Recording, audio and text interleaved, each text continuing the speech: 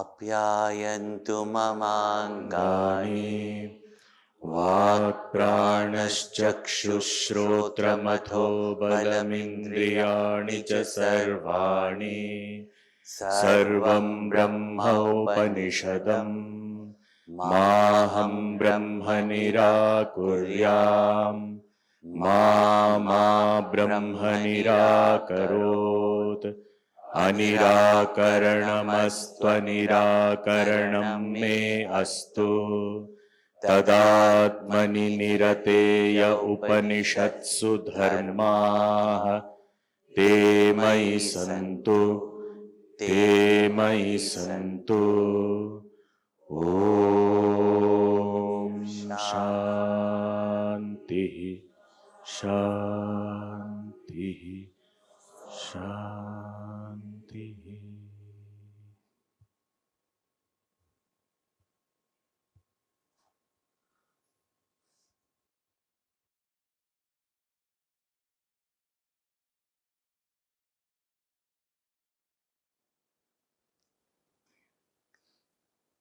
A picture speaks to us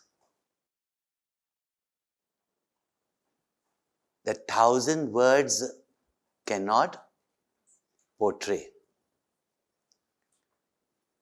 A story remains with us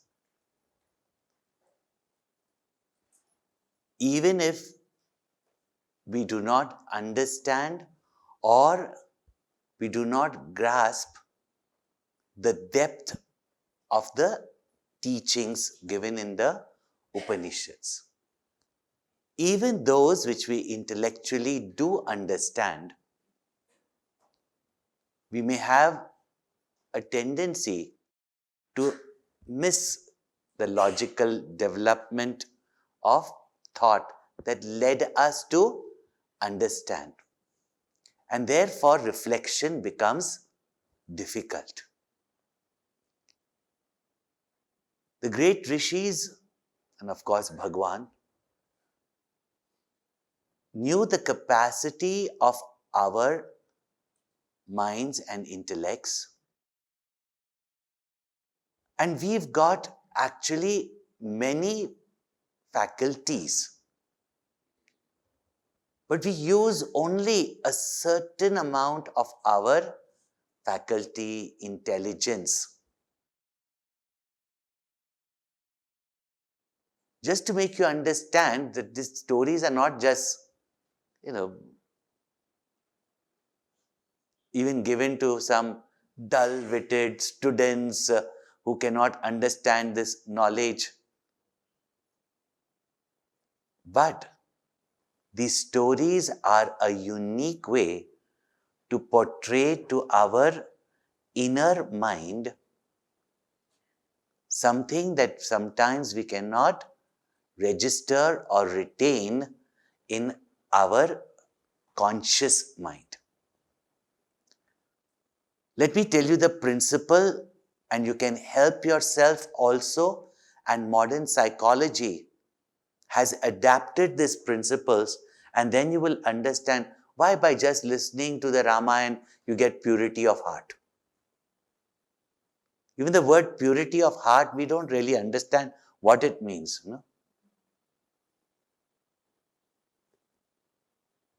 A mind is not pure. Purity of heart means freed from our vasanas. And what are vasanas? Vasanas are impressions in our inner mind. call it the subconscious mind, unmanifest mind. These are impressions that we gather. Our subconscious mind recognizes the language of symbols and images. I'm sure all of you dream, no?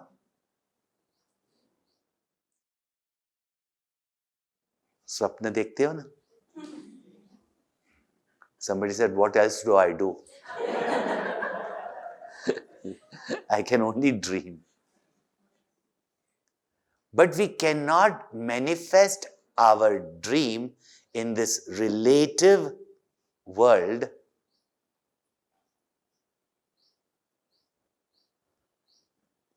Why? Modern, you'd be say that you didn't have clarity of thought, you did not have conviction of thought. Yeah? They will say like that. But until and unless there is a strong impression. Therefore, if you understand this whole principle behind our Puranas or even epics, which actually happened, but something that we have to understand, even if we understand basically, then we will understand that these stories are also for our contemplation, meditation.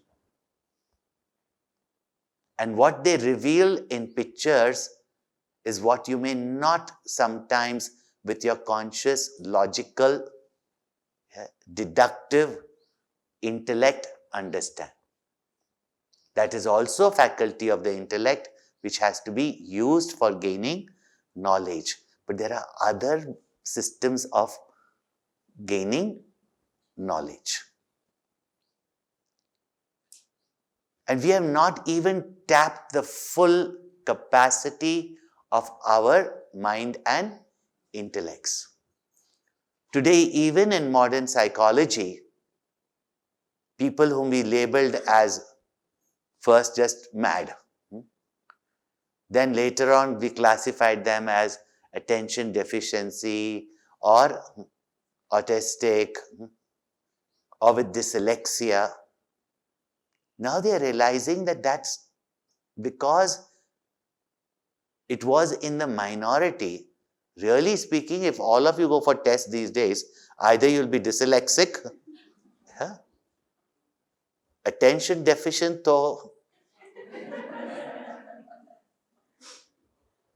but the law of nature is amazing. It's called the law of compensation. The person who is blind, his hearing sense is sharp. And even without eyes can maneuver his way, find his way.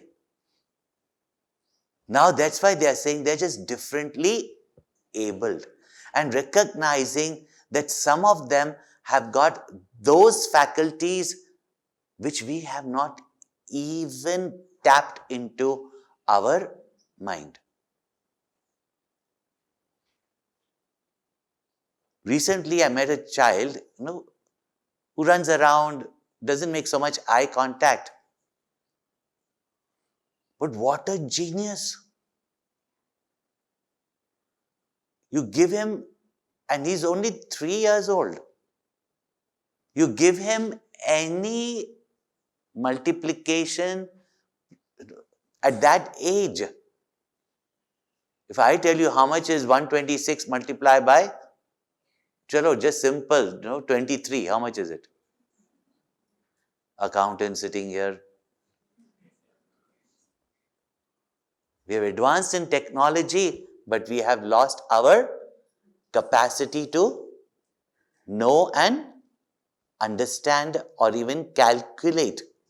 This child, in a minute, he does it. So I was telling his mother that he's a very special child. And such children may be in school, get ostracized by other children. Other children, jealous of them, can make fun of them. They may grow with other complexes, but actually they are geniuses. No? They may be awkward in our worldly transactions, but they have got such faculties. So I was observing and I was trying to understand, and I said, this fellow, of course, obviously these are prodigies, they have brought it from past life. And in this life, when we didn't have, in modern science, our rishis understood this. And therefore they had different methods of teaching for different students. When we say high, low, it doesn't mean that, somebody's of low caliber. It's just differently thinking. And none of us sitting here are identical in our capacity to either think logically. But in today, modern education, we are all taught only one linear way of thinking. I'm explaining all these things so that you understand from what depth these Upanishads are teaching us and how we've been discarding our Indian knowledge systems and losing the capacity of our mind and intellect. And mind you, you lose it not just for spirituality, for everything in our life. Why the maximum suicide is there in this high league universities? Because all intellect, and intellect means just logic, and logic cannot prove everything. And what we call logic also, if you study the Nyaya Shastras, you will understand that we don't even know what logic is. Yeah? Just made to think in a particular manner that we lose our other faculties. Now they are talking about emotional intelligence, which all our mothers have. Is it not?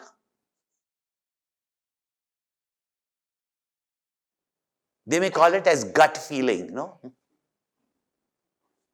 But which mother, nowadays they have to, but left on their own, today they have to go on the internet and do research and they get completely confused, and then they say it's so difficult being a mother. Nowadays better to have a dog than to have a child.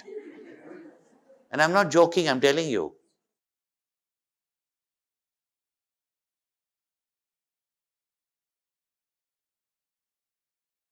They all want dogs, not children, because bringing up children is so difficult. Bringing up a dog is as difficult,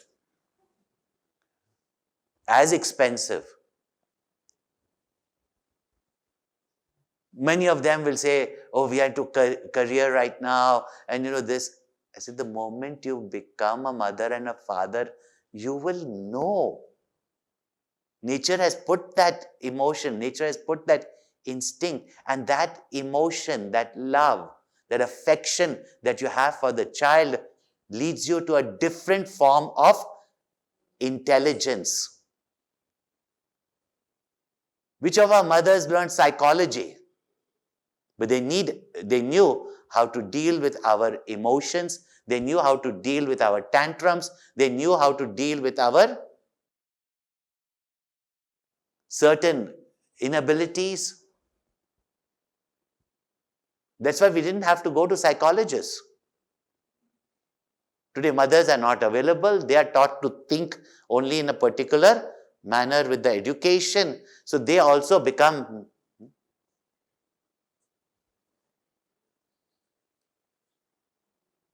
they lose that emotional thinking. And then our emotions and intellect are separated. So either we are highly emotional, highly so-called rational. We lose the sensitivity of knowing through emotions and regulating our emotions through our intellect.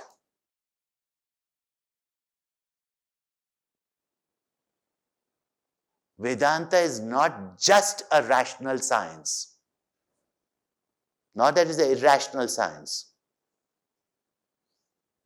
And very often, because of our minds thinking in a linear way, breaking down and deducting everything, wanting procedures, etc., all these methods, they are all faculties of the mind. All useful. But some of them have their own limits. But when we combine them, the synergy is far greater. In simple words, Gurudev would say that when you integrate your mind and intellect, and intellect is not just rational thinking, as you've been noticing right now, not just rational thinking. So when the mind and intellect is integrated, a unique power which they call as intuition, where you can recognize something more than the obvious.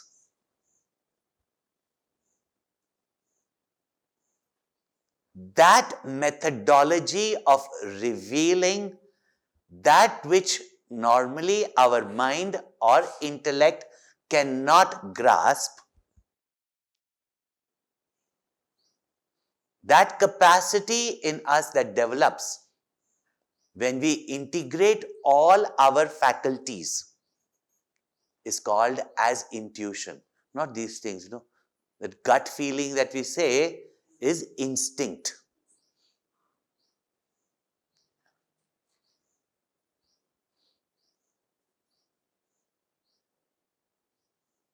People say that Gurudev's great work was that he brought this science of Vedanta, which was kept a secret. It was given only to fit students who would go and live in the Himalayas for 7 years in the heat and cold and eat food which is a roti which Gurudev ate,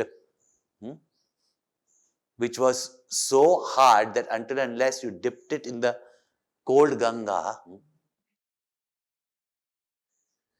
and dal was only water with 2 pieces of dal grains hanging. Kenopanishad says, without carrying fire on your head, you cannot get this knowledge.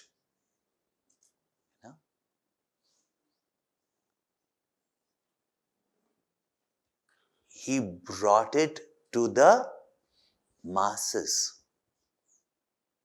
This is what people, which was a great work. Then, seeing that all our people are being educated in English, he brought it in the English language because they are ruling the country. He brought in the English language. But much more than that has been his contribution. With the limited mindset, we have retained, limited mindset that we have retained from our vast mindset that we had in our cultural upbringing, in our gurukulas and universities of Bharat. That with ancient sciences which were wiped up by the people who did not know. And today we losing our cultural heritage, our traditional practices. Some deteriorate in time. And then saints and sages, they recognize it and they refine it again. Looks like they have decried them, but they have refined them. Brought it back to the real essence. Lose a language, you have lost a culture, and lose a language and a culture, you've lost a certain way of thinking. I'll just give you an example.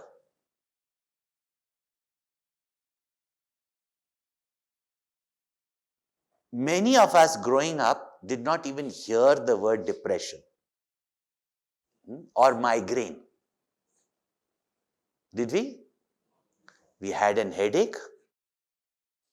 Grandmother or mother applied some oil and it went away. Some used to have severe headaches, but we never called it as migraines. Today, even in common parlance, you just get a headache, got a migraine. The word sounds very fancy. Like, my illness is really unique, so that I am unique.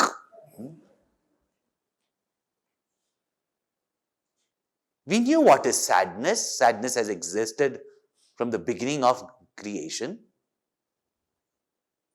We knew sadness and we knew how to deal with sadness. We didn't call every sadness as depression. In fact, we never heard that word. And today when you see depressed people, you can understand what depression is. But we never saw that when we were growing up because it was not there in our vocabulary. It was not an excuse. It was not something that was there. Today, children are depressed. Use a word often.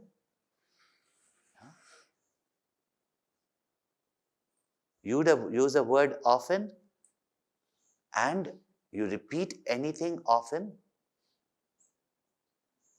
Just like Bhagwan Naam Japa.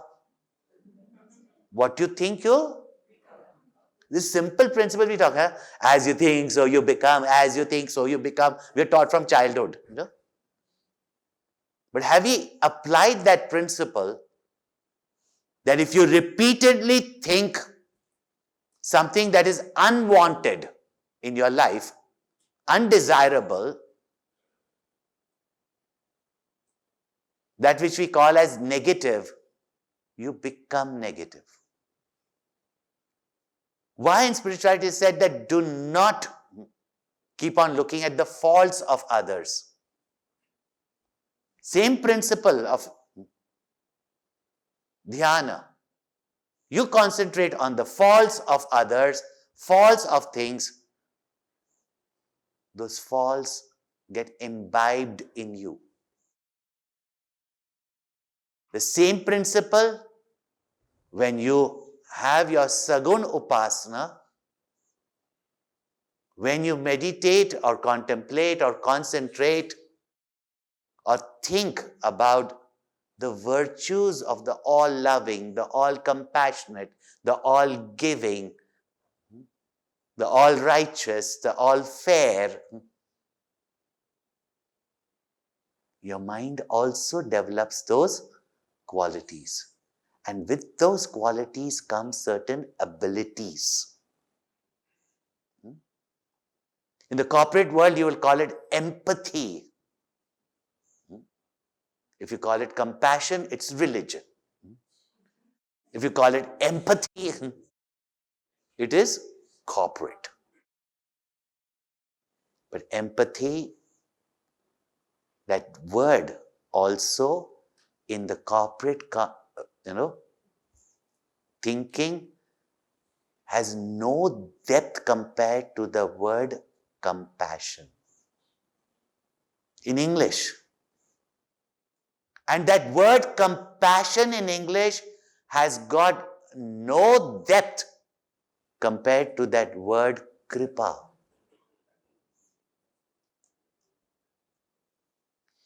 And you have to read the explanation or the meaning of this word kripa that Gurudev has given in English in the commentary of Viveka-Chudamani when he speaks about Guru Kripa. No one word, because compassion also really we understand as pity.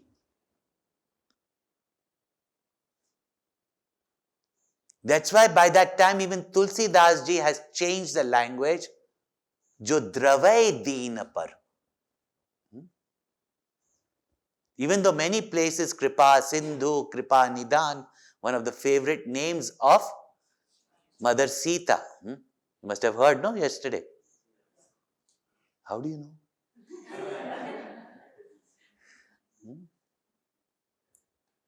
When Hanumanji says, Shapat Kripa Nidan ki, immediately he captures Sita ji's attention. So that is the name with which she always thought of Ramchandra ji. But the word Kripa means having some pity on someone. No, nowadays, everybody, I'm doing social work. In spite of this thing, I really have, What does that word mean in our mind? That is the emotion only we can tap in others and ourselves. I'm going to the depth of it. I take this only for make it happen. Because most people are just interested, okay, come on, get over with the text.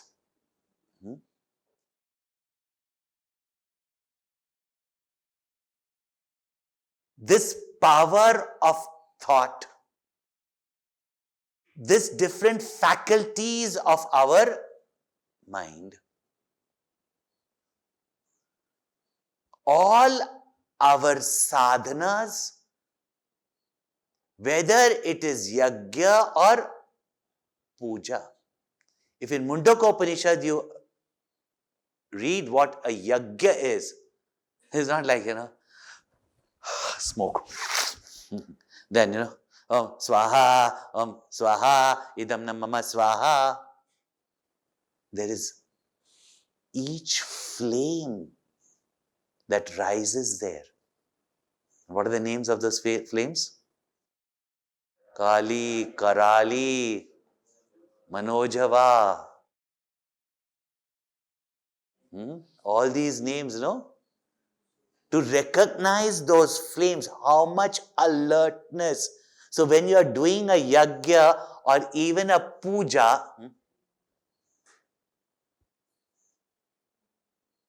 these upasanas are not some superstitious blind practices to adore a god that which we don't know exists or does not exist. Upasana means developing your mind and intellect, expanding your abilities of your mind and intellect. Even commonly it says upasana is for concentration and karma yoga is for chitta shuddhi.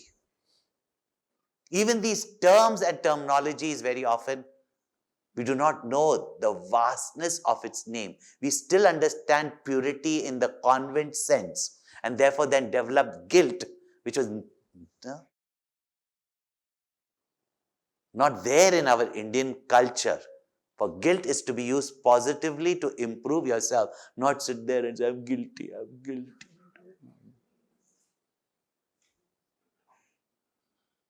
Krishna says in the Bhagavad Gita, even if you are the greatest of sinners, get over with it.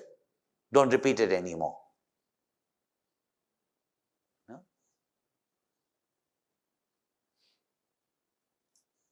To learn to let go of our attachments. We can't even give up our attachment to small things. To these tiny positions.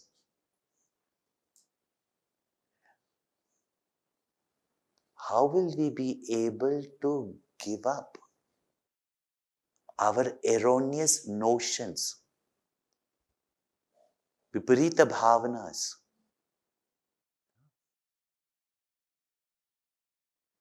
All sadhana at every step is to train our minds for this final surrender, this final renunciation of the ego, to know that which cannot be known by these equipments. And yet these are the only equipments we have to know. So to develop that faculty in us, that we can leap out, or you can say transcend the very mind by first getting momentum of that mind, just like a plane takes off. It runs on the runway and then it gets a lift off. Now with our logical mind we cannot, because you catch one thing, then you take another step, then another step. But when the goal seems to be so hard, how do I take this last step to reach into the infinite?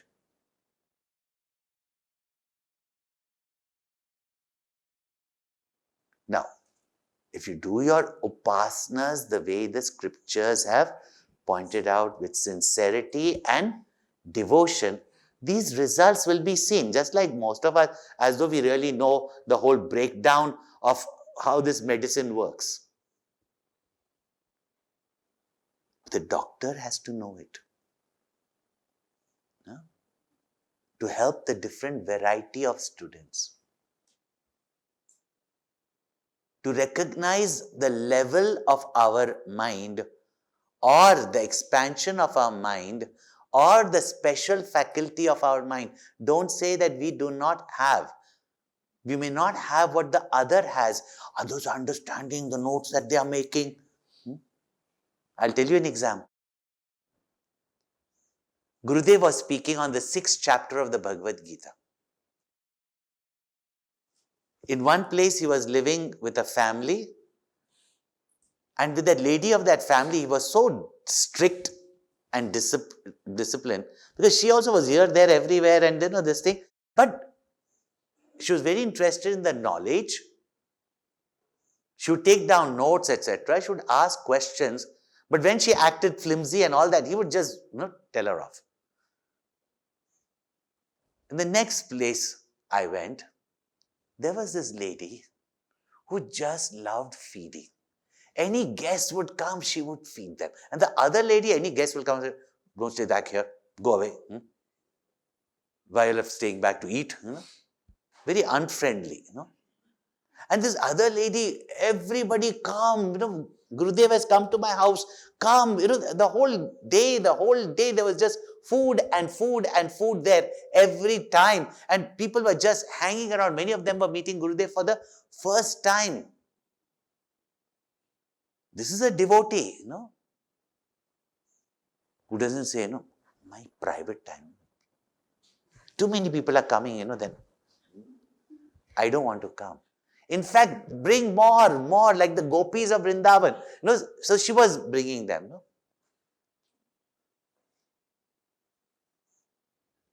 Whole day just cooking for them, and of course servants were also there, but cooking, feeding, and telling everybody just hang around. Even when Gurudev was sitting and working in his room, all these people were hanging around. And Gurudev in the evening is speaking on the 6th chapter of the Gita. Gurudev is to be up early in the morning. What time we don't know, but by 5 o'clock or even 4:30, here also we used to see, and even at his wherever he went, he was there at 4 o'clock or 6 o'clock used to be the morning class. He would be sitting here writing letters and till he finished his job at hand. Ram kaj kiye binu mohi kaha vishram. Till he finished his work,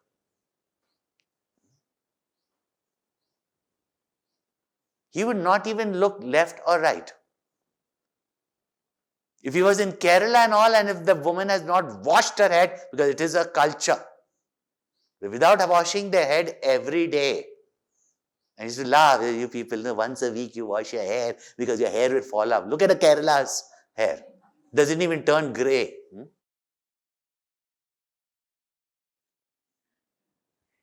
Brainwashed by modern science, you put every chemical on it that will make it white and it will fall off. And not put that coconut oil which you think stinks. Yeah. See, our I'm telling all these things in between, is how our thinking has been changed.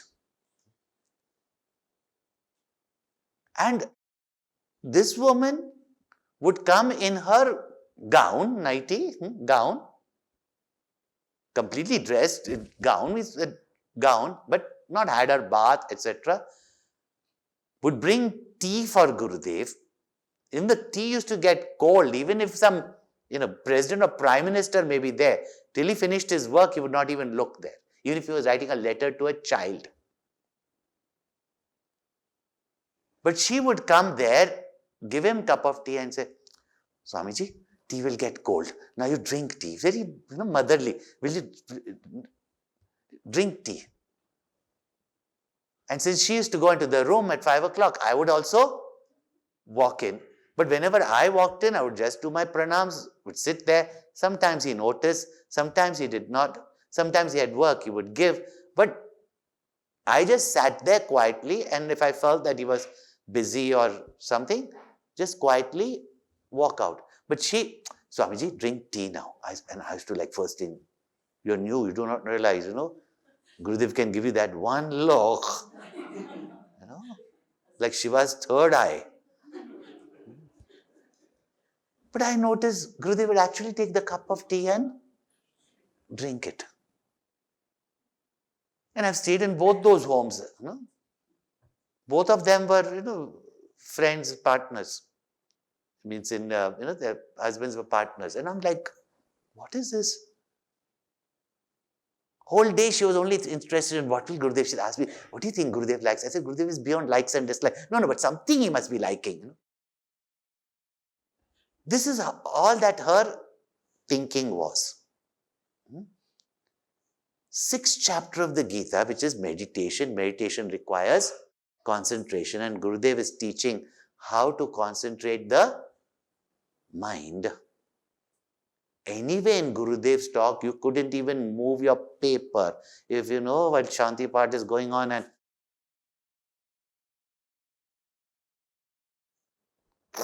Velcro opening, he would give you that look.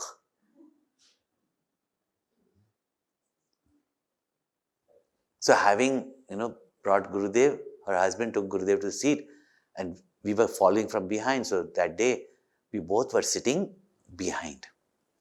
Gurudev is speaking on the 6th chapter of the Gita, meditation.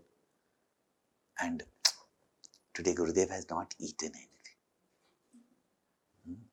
He didn't eat any snacks. I said, how much can you eat? Now, I can't talk. Two people talking and Gurudev is watching. And I myself am interested to listen to what Gurudev is speaking. Do you think he liked Pani Puri Golgappa?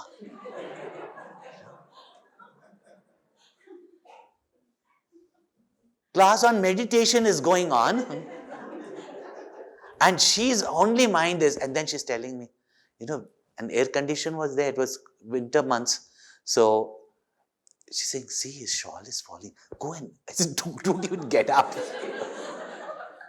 Go and adjust his shawl. Or you just tell him. I said, shh. And I'm like, and she said, even if I'm not talking, if she's talking to me and Gurudev sees it,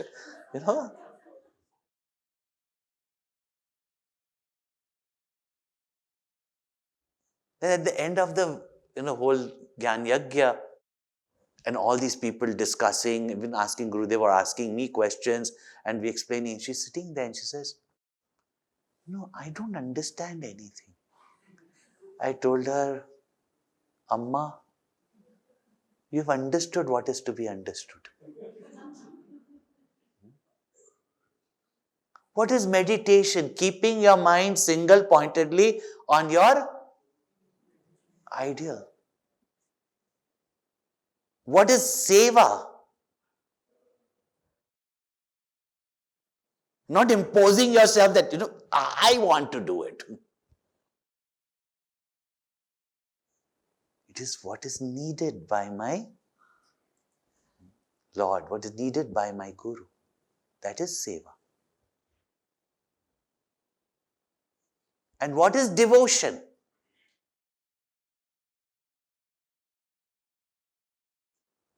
unbroken flow of thought towards your beloved.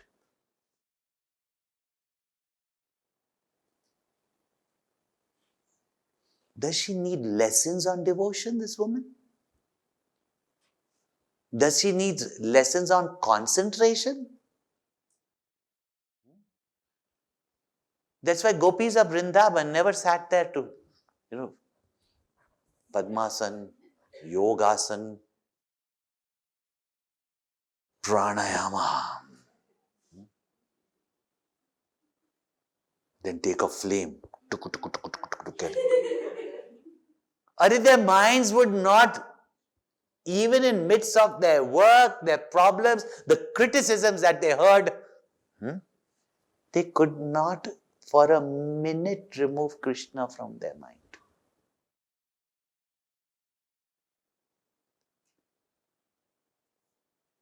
Once Narad Muni sees this gopi in Vrindavan sitting in meditation, even till today, Vrindavan Didis don't meditate.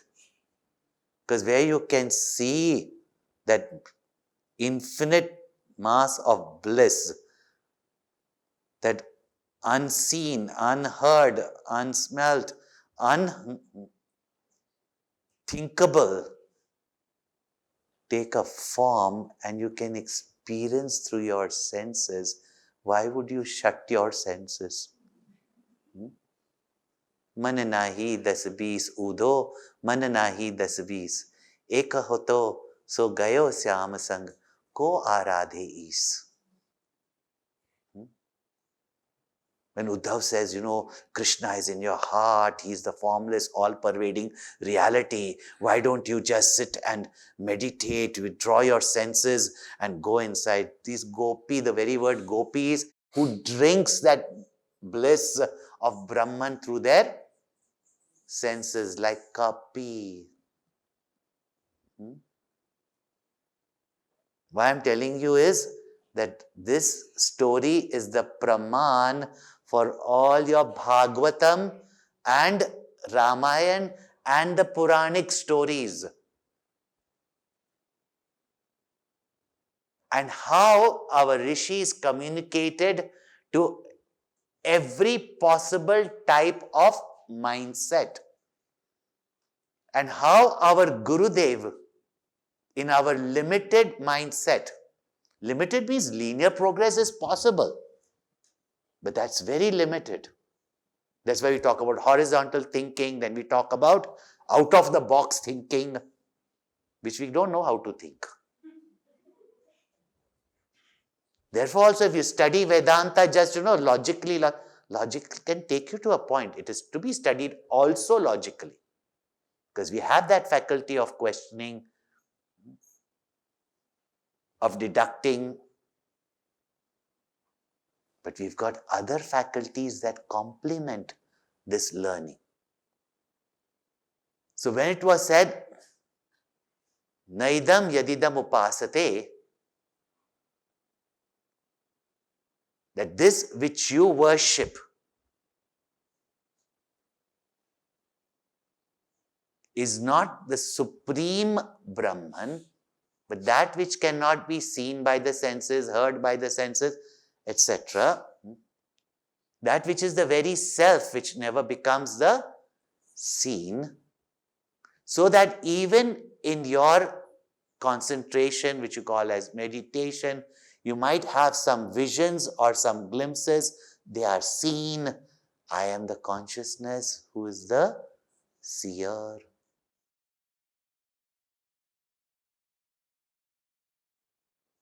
There the teacher is taking us beyond our mind. And therefore, don't get attached to the means. But unprepared students think that, they can directly gain knowledge. Teacher can give that knowledge, but do we have the faculty to gain that knowledge?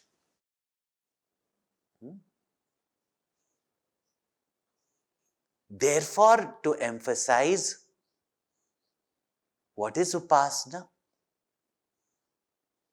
to recognize, and this unknown reality never becomes an object. So does it exist? Does not exist? Even Kenopanishad, the question is there. Philosophers have questioned. Many philosophers came to the conclusion, it is asat, it is shunya.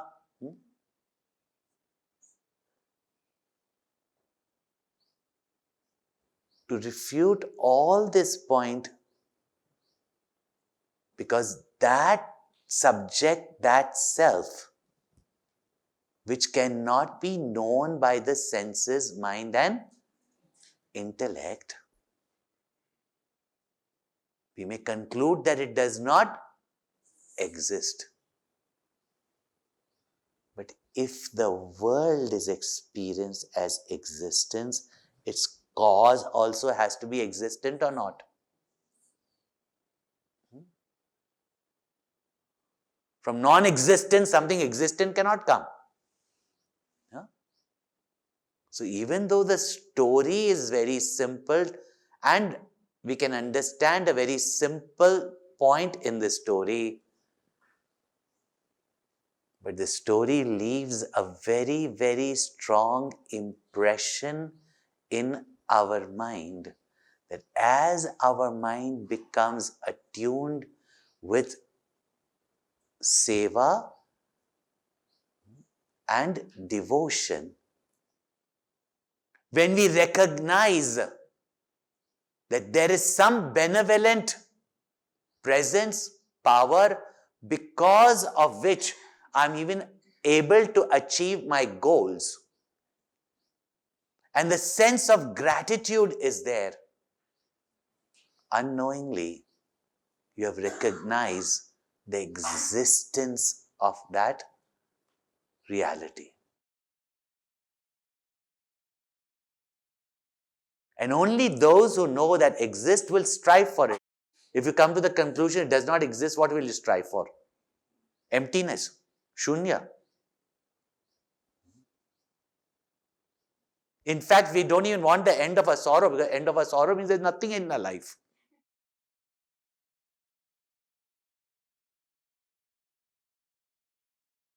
We don't want our worries to end, because if we don't have worries, what would we worry about? Because that's all that we do.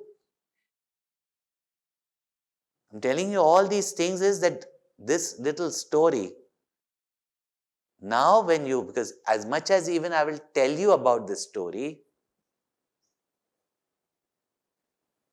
there is more and more and more and more depth to it. The more, and a story will remain with you. Yeah? Your subconscious mind will understand. And what your subconscious mind understands, most of your actions are from your subconscious mind, not your logical mind. Is it not? Mechanically you do things. Therefore, make the right impressions in your subconscious mind. Create Brahma Vasanas, as Atma Bodh says. That is what is meditation. So look at it. Therefore, the West world said, your Puranas, your Itihas are mythology. What a lovely word, like depression, migraine, mythology, mythology. Indians will call it mythology. Like biology, mythology. We thought it was good. But when we started understanding the word, what is myth? This is not mythology. This is mysticism. Far beyond what our external, logical mind can understand, or linear mind can understand. Otherwise, we listen to the Upanishads, okay, we understood something, but what we have understood is very little of the Upanishads. That's why no change comes in our life. The questions come, yesterday also people were asking the question, I very briefly answered. That Here everything is fine. But when we go back to the world, we are back to normal. That has become our normalcy. This is abnormal. Yeah? Or people even ask us, Swamiji, how are you when you are normal?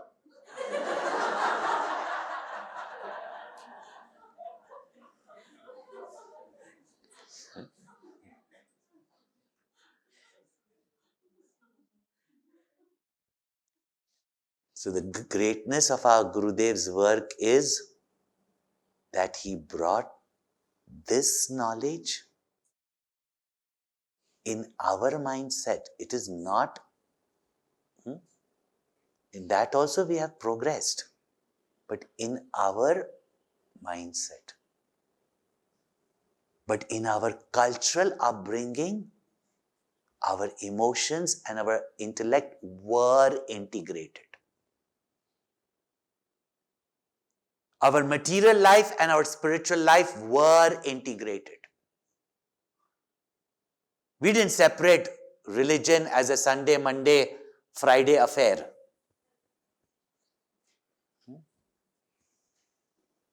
It was to be lived moment to moment.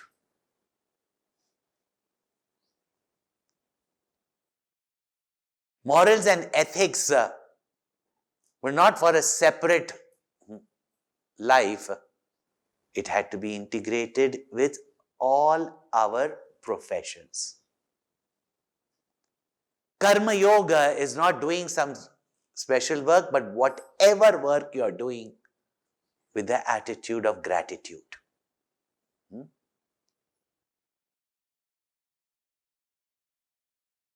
With the attitude of gratitude, then only there is detachment. Otherwise, मैंने इतना सारा काम किया और मुझे क्या मिला?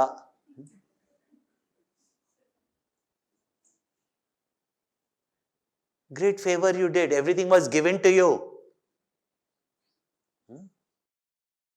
You have no right for anything. Now you have only duties.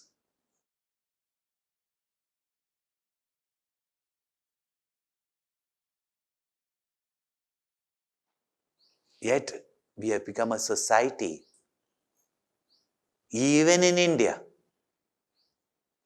even in religion, where we think that whatever little we do, we are doing a favor.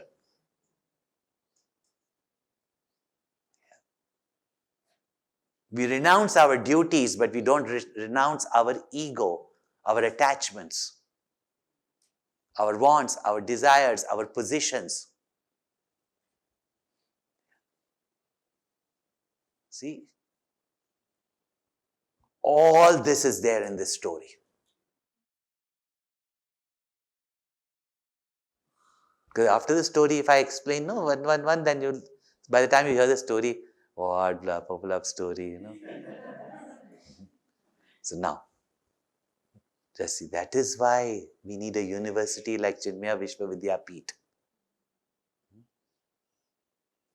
And for that, we all have to work, not just monetarily.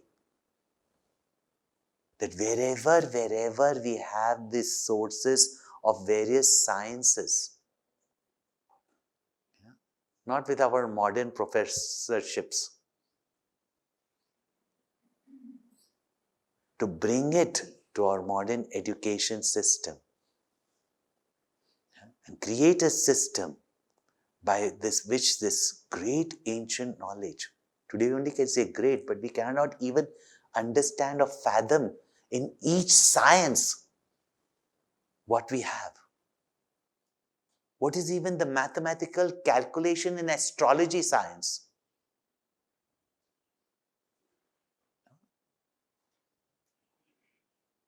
We think that we can quote one left and right a little bit of the Upanishads, finished one Upanishad, finished another Upanishad. Now I think I don't fit for Brahma Sutras, and you study the Brahma Sutra, but Brahma Sutra tells us this type of knowledge and how to gain this knowledge. And what is Praman? And how Praman reveals it to us. So, if you really think about it, how we think in our mindset, this great knowledge is very limited.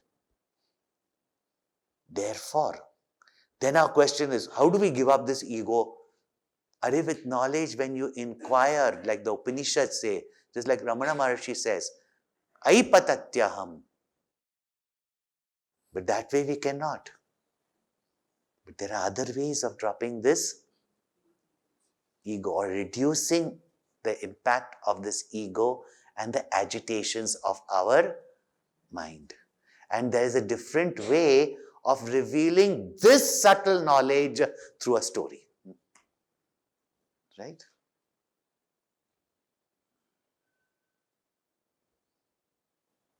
So, the subtle background with the story, I'm telling in the morning class. Then in the 11 o'clock class where you are, after having a heavy, oily breakfast,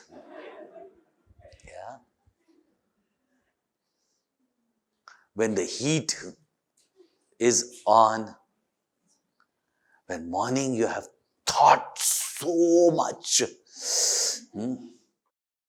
we will tell you Swamiji, still you're not telling the story. You're telling so many other things, but the Upanishad completed? No.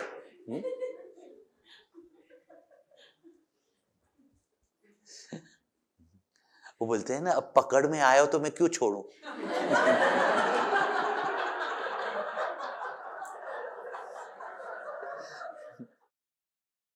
Now that you booked for the 9th and we have the time, why not give you more than what you even think that you want? Right? What you think that you know. That's what teacher said. Acha, did you think that you knew this? Shake the pole. अरे रामायण तो सुन चुके ना, अभी चलो ना, अभी क्या वापस जाके उस स्वामी को बैठ के रामायण सुनना ना, कहाँ उपनिषद सुन रहे, कहाँ रामायण सुनना, we are advanced now, this is Ramayana and all of our bachchas, what is said in the Upanishad, that's why I gave you some glimpses of the Ramayana and the Bhagavad.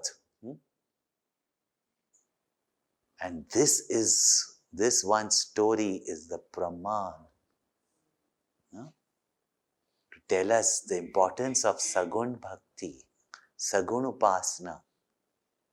And that we can recognize. And in that recognition, how we can recognize that which cannot be thought of the mind and intellect. When we give a set of values, they only remain as a list. But when we have a hero, an ideal, and a demonstration, it is easy to understand and imbibe. And very often we study, what is Atma other than the known and the unknown? Is it Sat or Asat? It cannot be said it is Sat or Asat. Then is it Sat or Asat? Vilakshana.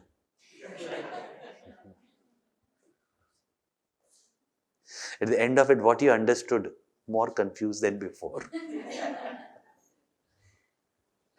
No? Because that methodology of paradoxes, we are not yet used to. Because we are continuously thinking in a particular manner. And that is what Gurudev. Now, even if the story, if I told as a story, we have lost the capacity to contemplate on such stories. We get inspired by a story. But in a mind, we think it is a myth. Then you cannot imbibe it. Therefore, it is more than a myth. It is mysticism.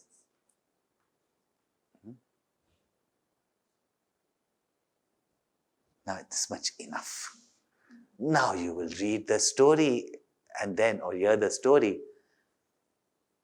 and you will understand. That is the great work our Gurudev has done. We can't even imagine what he has been able to do. That to teach our limited mindsets or linear mindset, the all-pervading knowledge.